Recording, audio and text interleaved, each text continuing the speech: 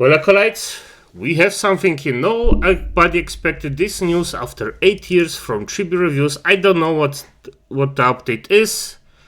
Definitively, like, one of my favorite evil lollies, Tanya. She's like, it's so fun to watch her shenanigans. It's just so nice. I'm happy there is some news about it. I just of course hope for the best. Let's see what this is. So unbelievably happy about this announcement, bro. Just seeing this key visual alone, just, oh my goodness, bro. Beautiful. It's so good. Like, look, she's playing the piano, and she's playing it so good. It's on fire, bro. You know things are about to just be absolute kino. Like, I'm gonna be honest. This looks goofy. I mean, I know what this is. I've seen everything. But this shit looks goofy. This face looks goofy. I just cannot for the life of me just be like respectful if it comes to this. Acolytes, it's just, in this single case, it just looks goofy. But, nonetheless. oh, you know. I cannot wait for Season 2 to officially arrive. So let's back up for a second and let's give some context here, because there's going to be a lot of people that are completely like, okay, Chibi, what is this? Why are you happy about this? Why are you excited? Well, we got to start from the very beginning. First off, this is called Saga of Tanya the Evil, a very special series in my heart and for a lot of people, and it is one of those series that's a part of a Sekai Quartet. If you are someone that watches a Sekai Quartet or is aware of it, you will know that Tanya is within that story. And the thing is that she's within that story, but she is one of the only characters, the main cast of characters within a Sekai Quartet, that has never gotten a Season 2. Despite Overlord, despite ReZero, Konosuba, and even Shield Hero having continuations past Season 1. Tanya is one of the only main cast members that does not have a follow-up season. And the last time we got anything for Tanya the Evil... Yeah, that's true. I never thought about it like this. Yeah. And it's just... why? It was... I mean, at least for me, it was just fun watching her. It was so fun. I'm gonna be honest, at some point I just gave up hope. I just gave it up, but... it's back. I hope they don't fuck it up, by the way. I really hope they don't fuck it up. As you can see here, was back in 2017. Now, to be fair, there was a movie that did come out, as you can see here, back in 2019. Doesn't but count. Even then, that was pretty much 6 years ago. It's been a very long time since we've had any form of new content of Tanya the Evil in anime form, and especially just a follow-up continuation of Season 1. And me and so many others, thousands upon thousands of others, have been waiting for a very long time. Almost a decade. Like, to put this in perspective, it's been 8 years, okay? Like, 8 years since, we had Tanya the Evil Season 1 come out. We've been waiting that long for a continuation. In 2017, man, you gotta put this in perspective. It was so long ago. You realize how different the world was in 2017? Harambe's death was still fresh in every... Yeah, he's correct about that, by the way. And the thing is, I am a bit worried. About it because... you know, this still, as it is, as the pendulum swings, we still have a lot of freaks in this industry that try to destroy the things that are fun in a manga or a series anime. It's just, you know, I'm still worried, but I am so happy to see that it at least gets a try. Everybody's minds at the time of 2017. And so when you look at that, it was just a completely different time period. It was a time period for completely different memes, different culture. Anime honestly didn't really completely explode into the mainstream yet around that time. People can argue it was kind of mainstream, but I still am in firm belief that anime didn't fully break out of, like, you know, its niche culture until Demon Slayer really exploded on the scene. And that was like in 2019, 2020. The 2020s is what really shifted anime to become popular thanks to COVID. But the point is, it was a completely different time period. It was so many different things around the world is different to what it was back then, and it's just crazy. And a lot of people for many years were losing hope that Tanya the Evil would never get a continuation because it's just been that long. And when you have stuff like Overlord getting new seasons, ReZero, Konosuba, and stuff like that, and then Tanya's just been left in the dust since 2017, it made many people believe that maybe we're never going to get one. Now, I was one of the very few people that held out onto hope that we might get some form of continuation. I just didn't know when it would actually happen. And at long last, we actually have not just a new key visual, but a full-blown trailer that came out, which I'm going to talk about in just a moment. But I want to say... Ooh, a trailer. Okay, fair enough. I think I have to watch that. Straight up. If you have never watched Tanya the Evil, I'm just going to say you should watch it. Now, I want to make sure I say this, okay? I don't think Tanya the Evil is the best series of all time. No, I wouldn't it's even not. put It's it fun. maybe in my top 5 or top 10. I'm not going to say it is. But it's a very enjoyable, it's very fun, and it's one of those series that honestly feel very different and unique in just all the other isekais it shares the space with. Like, when you look at, let's say, Isekai Quartet, if you've ever watched it, fundamentally her design is just incredibly different than any of the other characters. Typically, when you think of, like, reincarnated or transported-like stories, it's like they either go into a game or a fantasy world that, you know, is just about undead, ghouls, different magic tiers, knights, and stuff like that. But Tanya, her series is basically militaristic. It's in a military-like world that has actual kind of World War I, World War II like combat and just theme and design within its very story. So when you look at Tanya, it is just fundamentally different. And I'm just going to say that I don't think it is the best series of all time, but I think that it's very fun and definitely worth the watch. Exactly. Because I'm not gonna glaze it too much either. It is what it is. It's just fun. That's all. It's just fun to watch.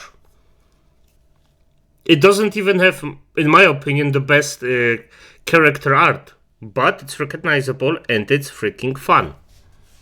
Watch. And one other thing I do want to add on is that if you do like the series, I do recommend the light novel content. The light novel content, I think, is better than the anime, but that's a common thing. Like, you know, when it comes to light novel content, typically it's going to be better than the anime for very obvious reasons. Narration within the mind of the characters, getting to understand their psyche. You know, there's going to be a lot of content that's potentially cut within the anime, and, you know, that stuff happens with anything. Even masterpieces, they have cut content and stuff like that. So if you do like the anime, I do recommend diving into the light novel. Very good stuff. But with that being said, I do want to talk about something that really is blowing me away, and that is the numbers that Tanya the Evil is currently getting. So, if you look closely here, Tanya the Evil has 40,000 likes on its trailer announcement, and it has almost 500,000 views in 15 hours. Now, obviously, when you look at these numbers, they're not reaching the likes of Demon Slayer, Chainsaw Man, Dragon Ball, and stuff like that, but I do want to reinstate this, that Tanya is a very niche series, and the fact that in just 15 hours, something very niche is doing this very well, is kind of shocking me. I didn't think there was this many people that were actively a fan of Tanya or this anticipating of a season 2. Yeah, I was also surprised how popular it actually is for what it is. But also happy. If I get something out of it, like a next Tanya, like a season 2, I'm all for it. More people should watch it. Simple as that. More people should watch it. The maximum amount of people should watch it. Simple as that. It kind of shocks me. I guess I've been living under a rock for a very long time, but even then, I am very happy to see that Tanya is getting a good reception, and there is definitely a lot of people that are engaging or interested in seeing the follow-up the series that we've been waiting for 8 years to actually see what's going to happen after the events of Season 1.